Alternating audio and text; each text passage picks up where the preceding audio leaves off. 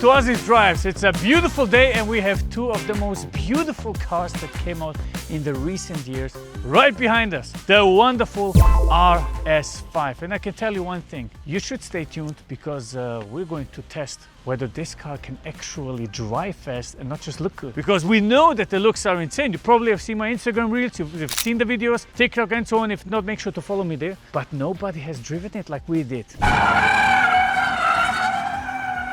So I can tell you one thing, stay tuned, watch till the very end, make sure to leave a like and subscribe. Let's begin.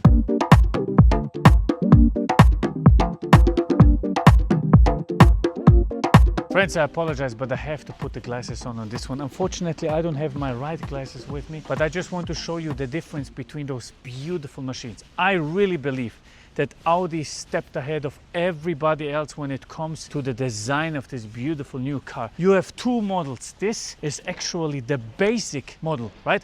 This is the base spec. You can see there are no forged carbon parts here, no vertical splitters here in carbon. You know, you can really tell that even the first version you can get, that base thing, looks absolutely phenomenal, right? I mean, if we have a look at this, I'll show you the difference right now. This is the sedan, right? We don't have the carbon flaps in the front. We don't have the carbon ceramic brakes, and also not the carbon fiber mirrors. But would you say it looks bad? Would you say it's badly spec'd? Come on.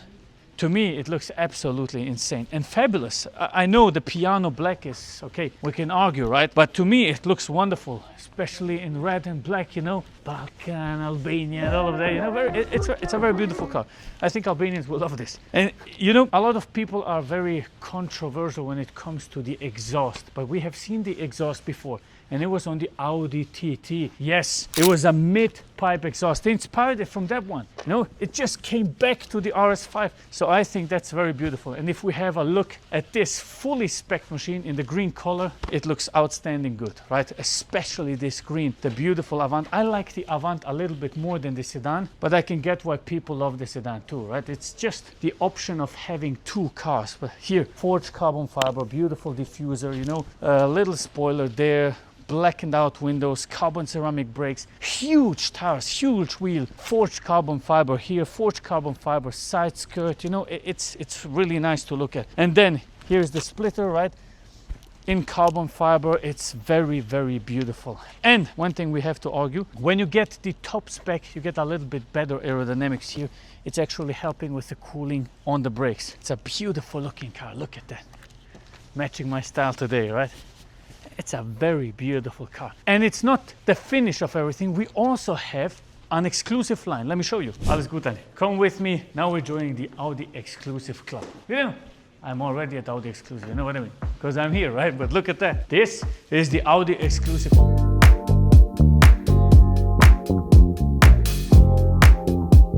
If you're not satisfied with what you can get with the basic config, you get this incredible beast of a car. Black, gold, forged carbon. It looks phenomenal. It truly does. Interior, beautifully spec'd. Look at that. Two-tone colors. You got that little beige here. You got the red stitchings. You got the nice, beautiful forged carbon fiber there. The three screens, of course. It's the best looking of the bunch. Look at that. Here's my config. This is what I configured. I don't know if you like it, but this is how I would like this car to be. I would take it actually in a purple. I know it sounds crazy, but the purple just has something very insane. And just to show you individuality, you can basically change everything. So purple outside, right, with the black wheels. We can argue silver wheels maybe, or golden, and then check the interior. Let's go in.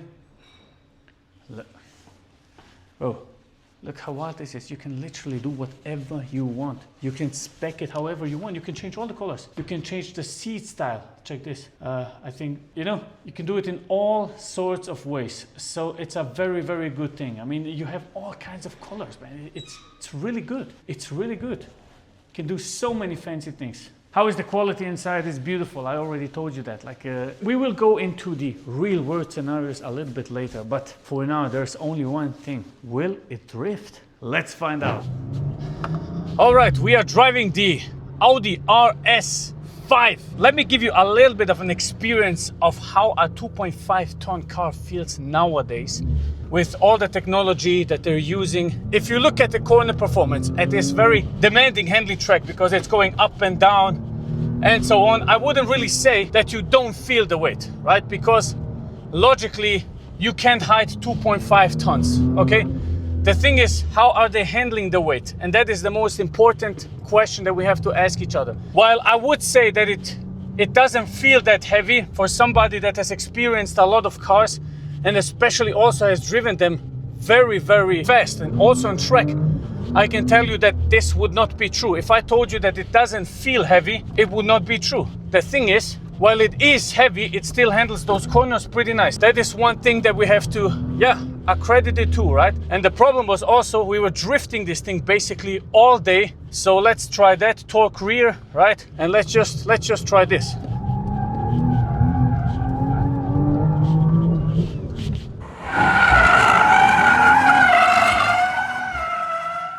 Basically nothing else than letting it slide. Look at that.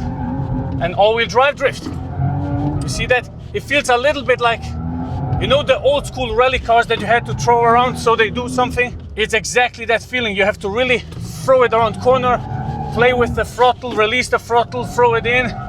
Is it fun?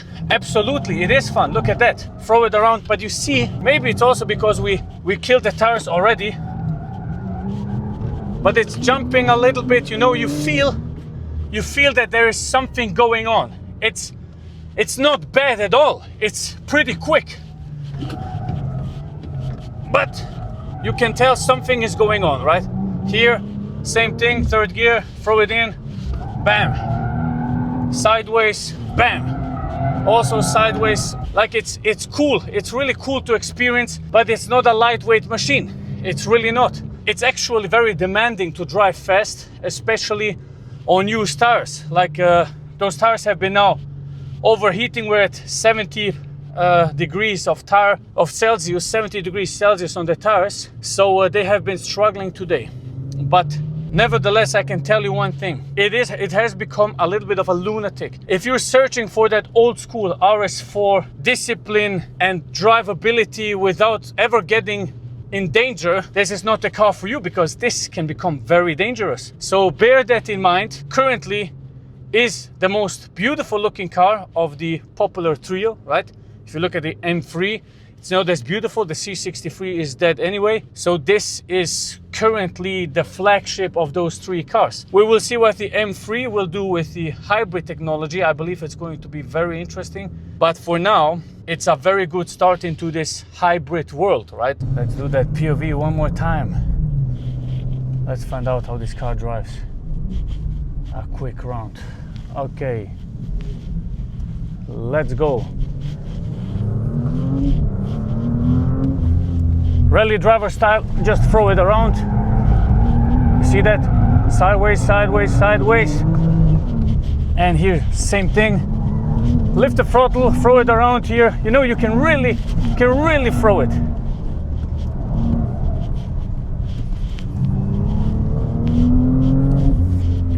Acceleration is also sick. Third gear. See that? Always power. Oh my God, friends. Oh my God. After really just destroying this thing on track, and I mean that the track advisor from the track itself told me he was here for a week and he didn't see anybody push the car besides the actual Audi drivers. So I take that proudly, man. So that was crazy. We went sideways all the time, but it's not that sideways that you expect of a BMW. It's the sideways you do when you have an all-wheel drive car and you really have to do it this rally type of style. You know, you throw it around the corner so it slides the rear end out. Yeah, and now after I got a little bit seasick, right, from trying to drift a boat, we're now sitting here in comfort mode. And this is actually one of my favorite modes, not really because of the electric engine taking over, but because of one simple thing. It's truly comfortable. Like, comfort mode is comfortable. The only thing that pisses me off is that the engine is not running, but there is a trick that you can do. You just go to reserve electric driving and you put it to the absolute max, take EV mode out, and then you go to the max, like 80%, or let's even say, yeah, that's the maximum, right? So now what will happen is it will go down to 80% and then always let the engine run. And what you can also do is just drive it in sport. Then the engine is on all the time. Very, very nice. But obviously you're here for this RS Sport, right? Or RS Individual. Keep the engine running and put everything to comfort, you know. At least that. Dynamic drive mode, and then engine to comfort, sound dynamic. That's it. That's what we need, you know. Very, very nice. Only negative thing is the ESP is off, but that we can turn on. And another thing that you need to check logically when you're driving a car like this is Apple CarPlay. What is the sound doing? Let's find out. Balkan approved, man.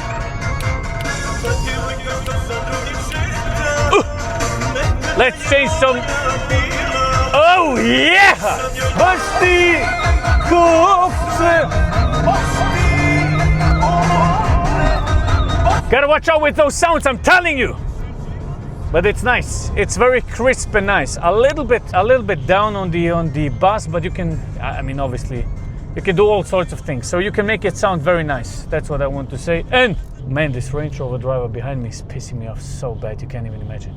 But like really, man, there's cars in front of us. You can't overtake me anyway. If I step on the throttle, you are gone. But I'll just be the clever guy and just let this asshole pass because he's really pissing me off. Anyway, one thing what is also very positive is you get a massage, right? And you can, it's really intense. It's not as you would expect it to be. Lady, I'm turning whenever I want. It's really, it's a pretty decent massage, like no joke. It's pretty decent. It's really hard on the seat, so that's good. Basically, it's truly an amazing car. It's truly an amazing car to drive. You have double glass, you can't hear anything. It has head-up display, all of it, you know. However, I can tell you the MMI, in my opinion, got a little bit less. You know, you can't configure as much as you did before, but it's not bad at all, you know. It's not bad at all. I only hate the regulations of the EU, and when you're driving around, there's a thing coming up and asking you if you're the passenger, and then you have to confirm and all of that crap. But I'll take a drink now. Okay, so let's say you're hovering in comfort mode, right? You're not prepared to drive fast, blah, blah, but you see an opening. People are driving slow in front of you. There is a little button on the steering wheel called boost. When you press that button, the car goes into the sharpest setting it can for 10 seconds without turning the ESP off. So let's say I have this Toyota in front of me and it's a little bit slow. So I press this boost button, pow! Overtake one. Very easy. You know, 10 seconds, and now it's going into comfort mode. Easy. That's very important for the Balkans especially. Or here, same thing again, boost. Oh, no. Oh shit, man. Oh man, that was a goddamn close one, man. That was a close one, man. That would have been a fat fine, I'm telling you. Thank God my radar sensor started. Thank you, God, thank you. But you get the message.